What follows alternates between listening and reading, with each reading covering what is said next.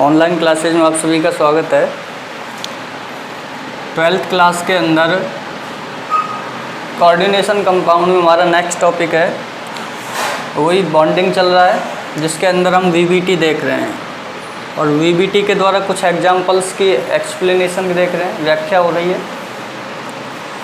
तो देखो इसके अंदर हमने लास्ट किया था CONH3 का होल 6+3, ये हमने किया था और इसके अंदर हमने देखा था इसका ऑक्सीकरण अंक क्या है, इसकी समन्वय संख्या कितनी है, इसमें संकरण क्या है, ज्यामिति क्या है, बंध कोण क्या है और चुंबकीय आघूर्ण का मान क्या है या फिर चुंबकीय प्रवृत्ति क्या है। ठीक है, तो इसी तरह से ये क्या है, एक प्रबल लिगेंड था NH3 जो है SFL, प्रबल क्षेत्र लिगेंड था। अब हम दूसरा एग्जाम्पल ऐसा लेते हैं जिसमें कि दुर्बल फील्ड लिगेंड हो, और मैं आपको कल बता भी रहा था कि ये एग्जाम्पल 2018 में पूछा भी गया है। COF6-3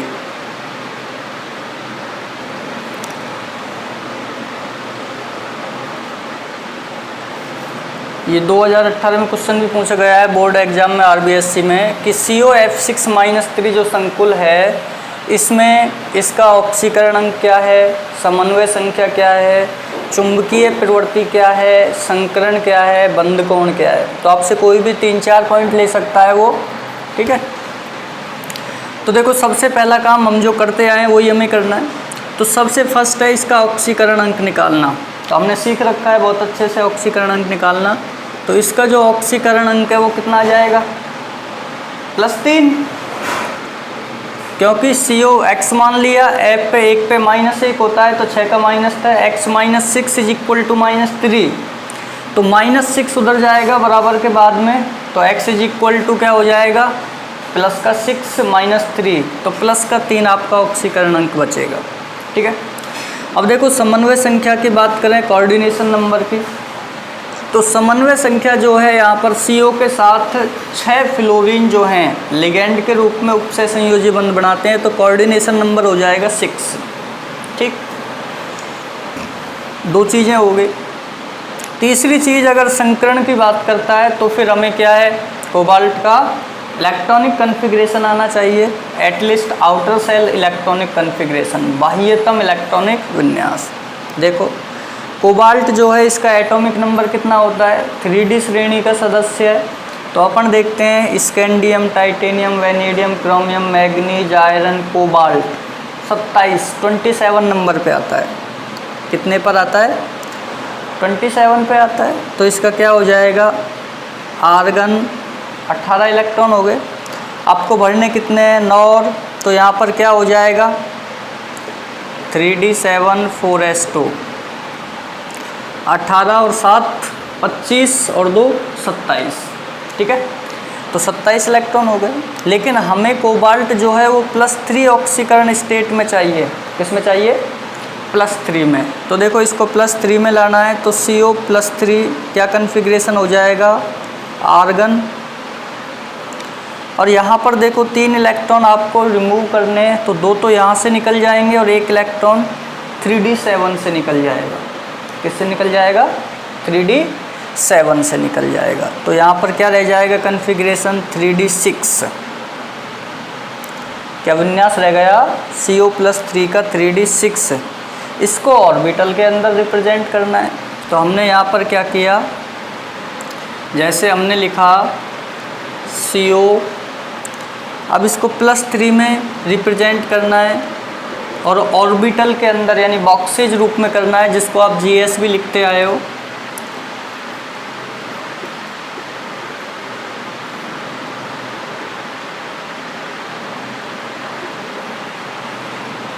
ये 3D 4s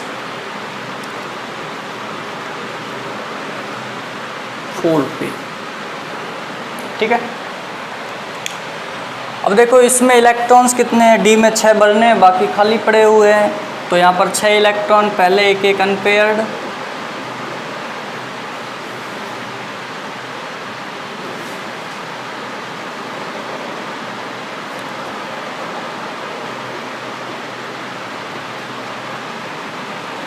ये 6 इलेक्ट्रॉन हो गए।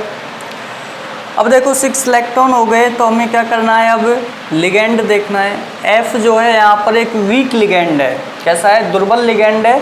तो इसका प्रभाव क्या पड़ेगा कि D कक्षक में जो अयुग्मित इलेक्ट्रॉन है उनका युग्मन नहीं हो पाएगा, जैसे हैं वैसे ही रह जाएंगे, जैसे NiCl4-2 के अंदर हुआ था। तो ये युग्मन नहीं हो पाएगा। तो अब इसको आप ऐसे लिख सकते हो इस कॉम्प्लेक्स के रूप में, यानी ES के रूप में लिख सकते हैं हम इसको। तो COF6-3 में क्या हो जाएगा, यहाँ पर इसके अंदर देखें, यानी ES फॉर्म के अंदर इसको हम GS कह सकते हैं। तो यहाँ पर इसमें क्या हो जाएगा, एज इट इज स्थिति रह जाएगी। ये 4S और ये 4P, ठीक है। तो देखो जैसा है वैसे ही रह जाएंगे, कोई चेंज नहीं आएगा, क्योंकि यहाँ पर F जो है ये एक वीक लिगेंड है,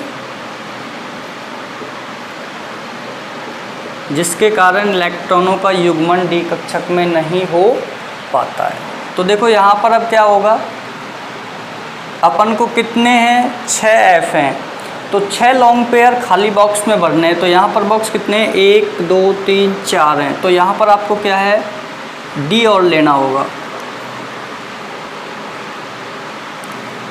और ये जो D है ये आपका 4D होगा। यहाँ लिख देता हूँ मैं ऊपर, यही ले लेते हैं, ये 4D है, ठीक है। तो देखो अब आप बढ़ सकते हो, एक इलेक्ट्रॉन युग्म यहाँ दिया F ने, दूसरा यहाँ पे दिया, तीसरा यहाँ पे दिया, चौथा यहाँ पे, पांचवा और छठा F, और ये भी F। तो देखो कहाँ से कहाँ तक काम आ रहा है, एक S आ रहा है, 3 P आ रहे हैं और 2 D आ रहे हैं। तो हमारा संकरण क्या हो जाएगा, यहाँ पर sp3d2 संकरण।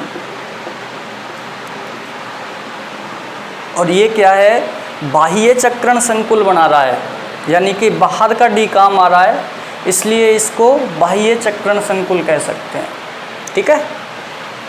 तो COF6-3 में बाह्य चक्रण संकुल है। ज्यामिति की बात करें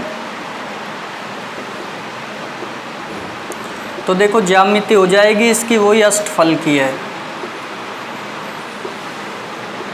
कैसी हो जाएगी, अष्टफल की है, ठीक है। अष्टफल की ज्योमेट्री हो जाएगी, तो बंद कोण का मान भी क्या हो जाएगा, यहाँ पर 90 डिग्री।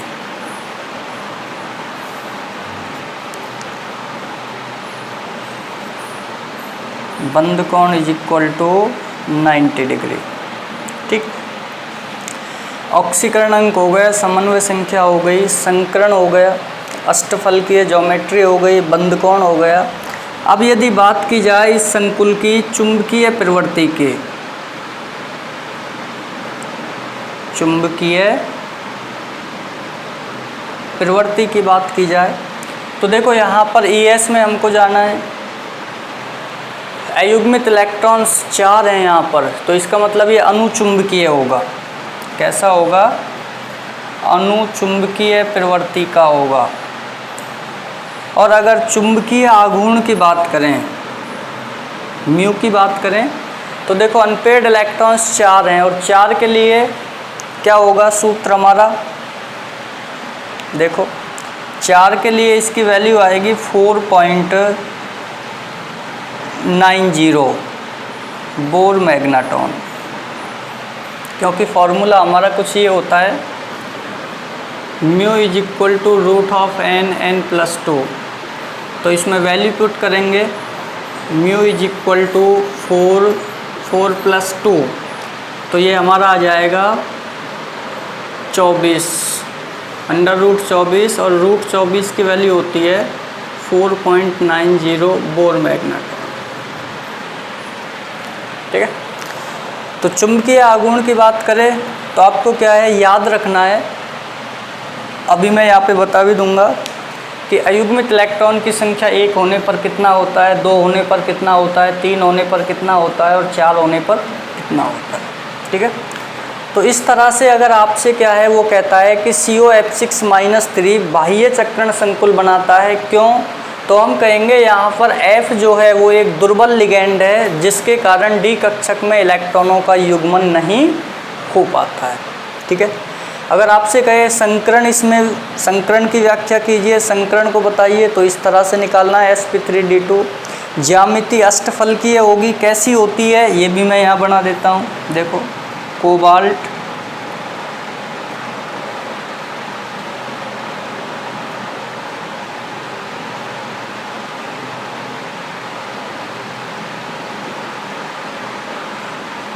कुछ नहीं करना है, जो वर्ग समतली थी उसमें ऊपर नीचे F और लगा देना है, और इस पूरे के ऊपर जो है आपको -3, ये आपकी ऑक्टाहेड्रल ज्योमेट्री हो जाएगी, अष्टफलकीय ज्यामिति। ठीक है। प्रति अनुचुंबकीय होगा क्योंकि अयुग्मित इलेक्ट्रॉन है। कितना चुंबकीय आघूर्ण होगा? 4.90 होगा। इस तरह से ज्ञात किया जाता है। तो एग्जाम में आपको ज्ञात करने की ज़रूरत नहीं है, अगर पूछता है तो डायरेक्ट याद रख लेना है। ठीक है। तो इस तरह से ये जो है COF6-3 हो जाता है। अब मैं वैल्यूज़ बता देता हूँ। देखो, अगर आपके पास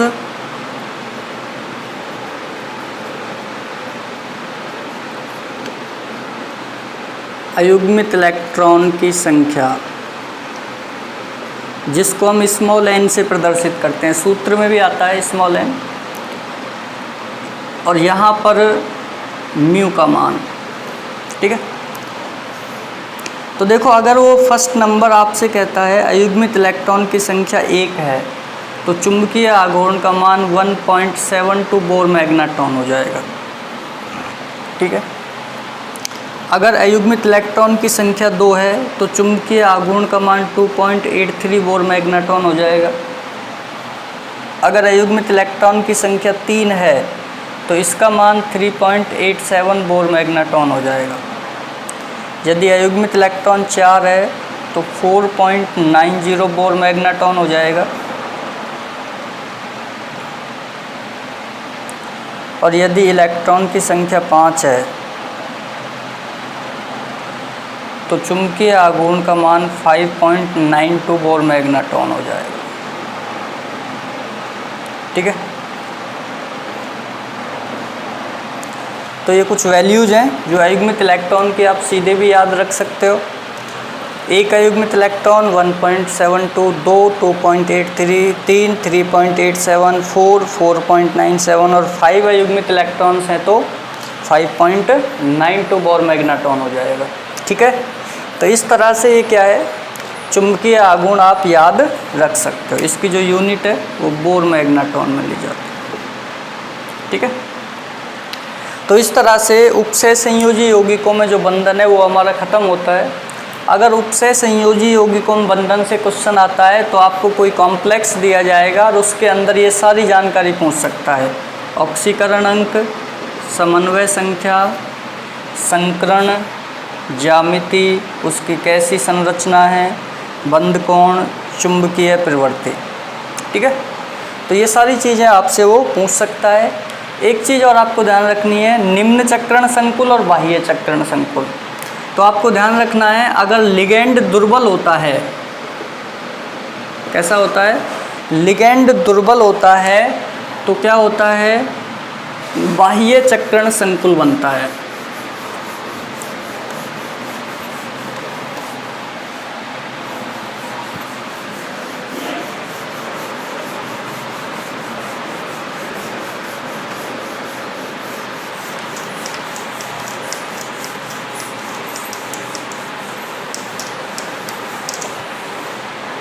देखो, अगर लिगेंड जो है ये कैसा है, दुर्बल प्रवृत्ति का है, मतलब WFL वीक फील्ड लिगेंड से है, तो संकुल जो बनेगा उसका प्रकार अगर कहा जाए तो वो बाह्य चक्रण संकुल कहेंगे। बाह्य चक्रण संकुल या इसका दूसरा नाम हम कह सकते हैं उच्च चक्रण संकुल, उच्च चक्रण संकुल। ठीक है। अब इसको बाह्य या उच्च क्यों कह रहे हैं? क्योंकि जहाँ लिगैंड जो है वो दुर्बल होगा तो वहाँ पर 4D कक्षक संकरण में भाग लेगा, 4D कक्षक संकरण में भाग लेता है। यानी 4D कक्षक बाहर वाला D जो है वो संकरण में भाग लेता है। जैसे COF6 में 4D में लॉन्ग पेयर दिए गए थे, क्या हुआ था? 4D में इलेक्ट्रॉन जो हैं भरे गए थे लिगैंड के द्वारा। ठीक है। अब दूसरा है, अगर दुर्बल लिगैंड की जगह प्रबल लिगैंड आ जाए, देखो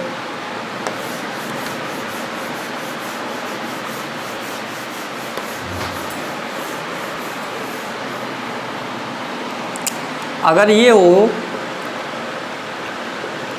कि लिगैंड जो है वो प्रबल यानी SFL से बिलोंग करता है, प्रबल क्षेत्र लिगैंड से, स्ट्रॉन्ग फील्ड लिगैंड से, तो क्या होगा? इससे उच्च चक्रण की जगह निम्न चक्रण संकुल बनेगा, निम्न चक्रण संकुल, या इसका दूसरा नाम हम कह सकते हैं आंतरिक कक्षक संकुल। अंदर वाला D काम आता है आंतरिक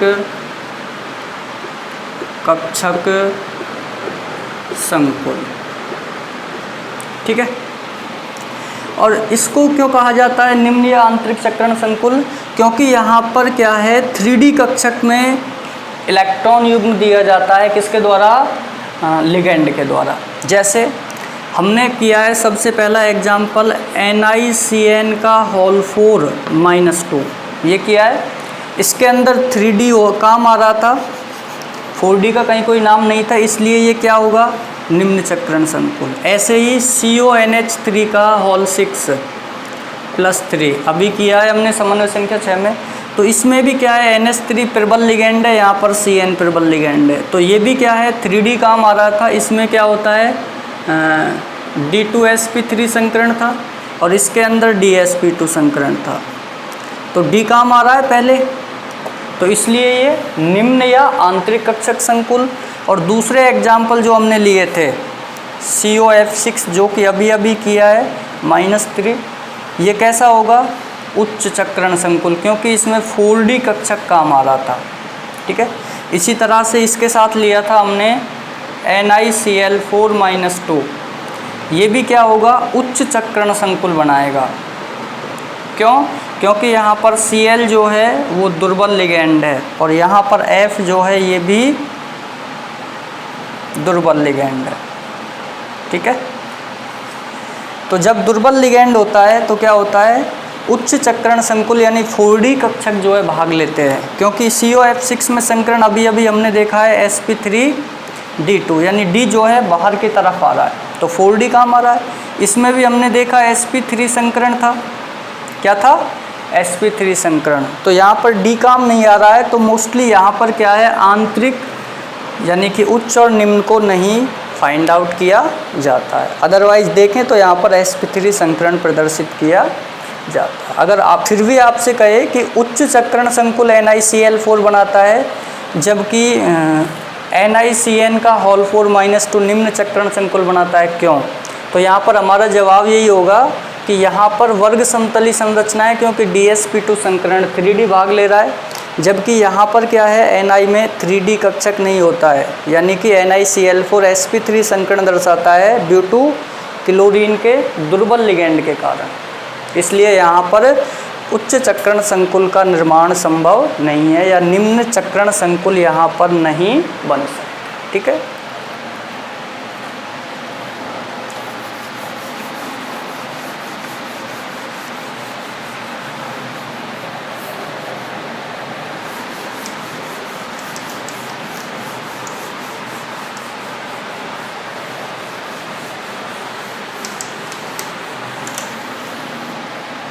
तो ये हमारा उपसय संयोगिक में बंधन को समझाने में VBT का रोल हो गया। अब हम देखते हैं CFT ने भी क्या है? बंधन को समझाने का प्रयास किया। उपसय संयोजी यौगिकों में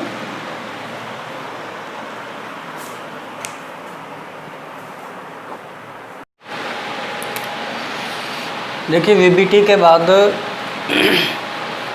उपसय संयोजी यौगिकों बंधन को समझाने के लिए सीएफटी ने प्रयास किया और सीएफटी ने क्या है कुछ पॉइंट्स दिए, कुछ बिंदु बताए जो कि इसकी मूल अवधारणा या फिर हम कह सकते हैं मूल अभिग्रहित माने जाते हैं। जैसे पहला पॉइंट इसने कहा कि केंद्रीय धातु और लिगेंड जो है यानी मेटल और लिगेंड जो है इनके बीच में ये जो बॉन्ड है ये आयनिक बॉन्ड होता है। ये सीएफटी का अवधारणा कह रही है। सीएफटी के जो मेन पॉइंट्स हैं वो बता रहे हैं कि मेटल और लिगेंड के बीच जो बॉन्ड है वो आयोनिक बॉन्ड होता है या हम इसको कह सकते हैं इलेक्ट्रोस्टैटिक फोर्स, स्थिर वैद्युतीय आकर्षण बल। स्थिर वैद्युत आकर्षण बल यानी फर्स्ट जो पॉइंट है वो ये कहता है सीएफटी का कि केंद्रीय धातु और लिगेंड के बीच या केंद्रीय धातु और लिगेंड जो हैं वो एक दूसरे से जिस बंध के द्वारा जुड़े हुए होते हैं वो आयोनिक बॉन्ड होता है या स्थिर वैद्युत आकर्षण बल से एक दूसरे से बंधे हुए रहते हैं। ये पहला पोस्टुलेट है इसका। दूसरा बिंदु सीएफटी ये कहता है कि अगर लिगेंड जो है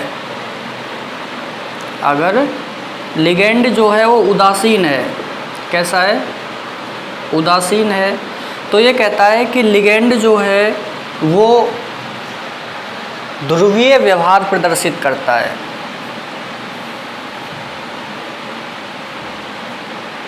ध्रुवीय व्यवहार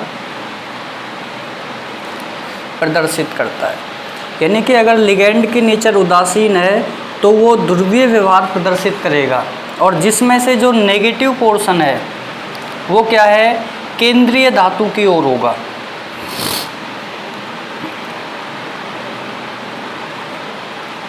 केंद्रीय धातु की ओर, ठीक है। तो बात समझ में आ रही है। लिगेंड अगर उदासीन है तो वो ध्रुवीय व्यवहार करेगा यानी एक ध्रुव की तरह व्यवहार करेगा जिसमें कि दो डाइपोल होंगे, पॉजिटिव और नेगेटिव। तो उसमें से ये जो नेगेटिव पोर्शन है ये केंद्रीय धातु की ओर होगा। किधर होगा, केंद्रीय धातु की ओर। कब, अगर लिगेंड उदासीन है तो एक ध्रुवीय व्यवहार करेगा यानी पॉजिटिव नेगेटिव की तरह व्यवहार करेगा, ध्रुवीय पोलर करेगा। तो उसका जो ऋणात्मक सिरा है वो केंद्रीय धातु की ओर होगा उदासीन लिगेंड के अंदर, ठीक है। नेक्स्ट इसके अंदर ये कहा गया सीएफटी में कि जो केंद्रीय धातु है उसके पास रिक्त डी ऑर्बिटल्स प्रेजेंट होते हैं। क्या होते हैं, रिक्त डी ऑर्बिटल प्रेजेंट होते हैं जिनमें कि लिगेंड अपने लॉन्ग पेयर को प्रदान करता है। दूसरा सीएफटी में बताया गया कि जो केंद्रीय धातु है उसकी चुंबकीय प्रवृत्ति जो है वो डिपेंड करती है किस पे, प्रबल और दुर्बल लिगेंड पे, SFL और WFL। यानी वीक और स्ट्रॉन्ग फील्ड लिगेंड के ऊपर जो चुंबकीय प्रवृत्ति है वो डिपेंड करती है केंद्रीय धातु की। वो अनुचुंबकीय होगा या प्रतिचुंबकीय प्रवृत्ति का होगा संकुल, वो डिपेंड करेगा लिगेंड पर कि लिगेंड कैसा है जो केंद्रीय धातु के साथ जुड़ा हुआ है, ठीक है। नेक्स्ट अगला पॉइंट हम देखें। सीएफटी के अंदर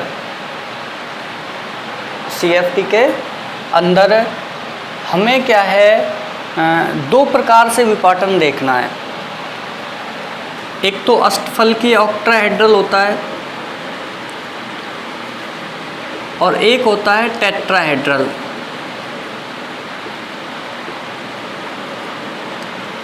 टेट्राहेड्रल स्प्लिटिंग और ये ऑक्टाहेड्रल, ठीक है। तो दो तरह से देखेंगे। तो सबसे पहले आज मैं आपको यहाँ दिखा रहा हूँ कि अष्टफलकीय क्षेत्र में जो डी कक्षक है वो लिगेंड के संपर्क में आने से पहले क्या होता है, संभ्रंश होता है।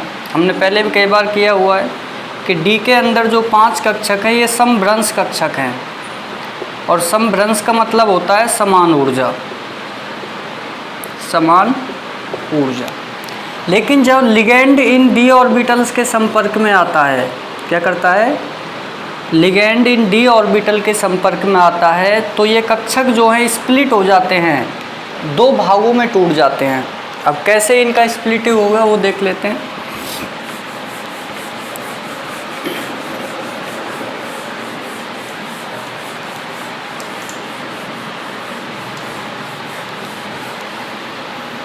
देखो ऑक्टाहेड्रल को ले लेते हैं, यहाँ पे अष्टफलकीय है,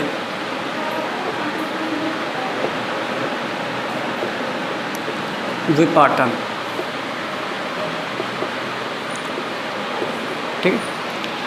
इसके अंदर क्या है, जो डी ऑर्बिटल हैं,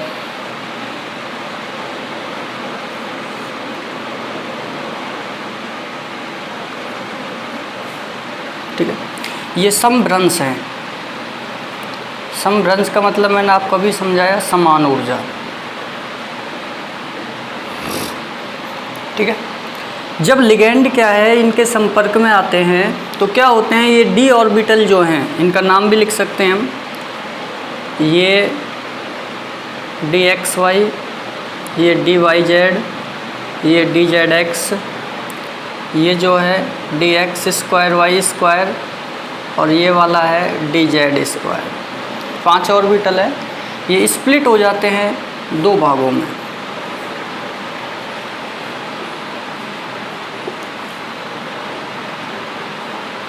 एक तो निम्न ऊर्जा स्तर पर 3 कक्षक और 2 कक्षक चले जाते हैं उच्च ऊर्जा स्तर पर। तो इनको तो हम कहते हैं T2G और इनको कहते हैं EG, ठीक है।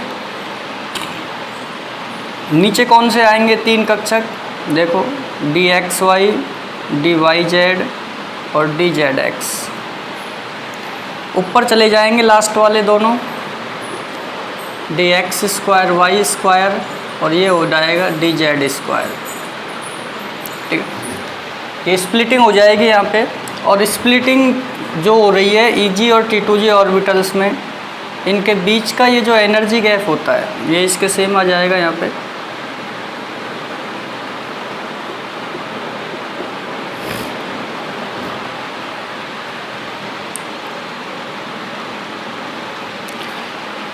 ये एनर्जी गैप जो होता है ये डेल होता है, डेल ओ, या आप इसको 10dq भी कह सकते हो, 10dq किसी को भी ले सकते हो, डेल नॉट या 10dq। यहाँ पर डेल जो है ये अष्टफलकीय क्षेत्र को दर्शाता है, ये विपाटन है, और ये क्या है, ऑक्टाहेड्रल, अष्टफलकीय विपाटन।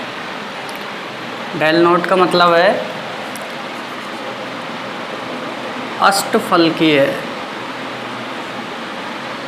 विपाटन, ये विपाटन ऊर्जा को शो करता है डेल, और ओ यहाँ पर जो है नॉट, ये ऑक्टाहेड्रल, फर्स्ट लिया हुआ है, अष्टफलकीय को प्रदर्शित करता है, ठीक है। 10dq या इससे ले सकते हैं इसको टोटल। अब देखो यहाँ पर क्या करना है, अगर हमें एनर्जी लिखनी हो यहाँ पर, तो देखो यहाँ पर जो है ये टोटल कितने ऑर्बिटल हैं, 5 लिख दिया हमने, अपॉन ऊपर हमें वो लिखना है किसके सापेक्ष एनर्जी कम हो रही है। भाई देखो एनर्जी ये होनी चाहिए,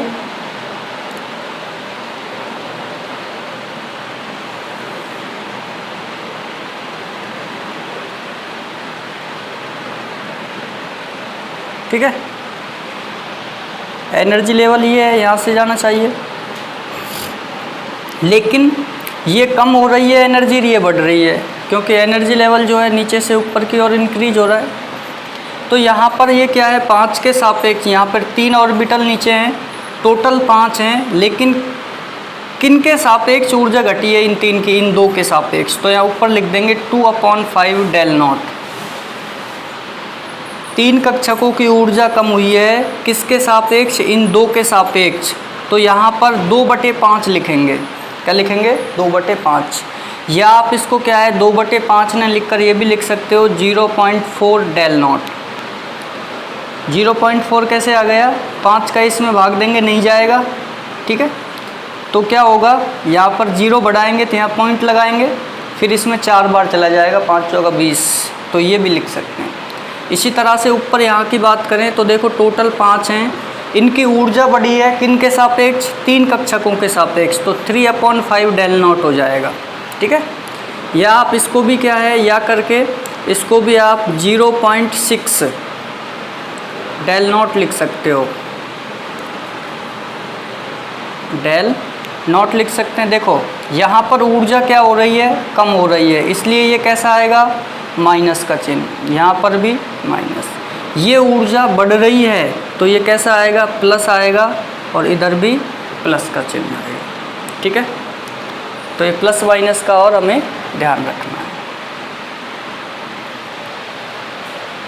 तो इस तरह से जो है विपाटन होता है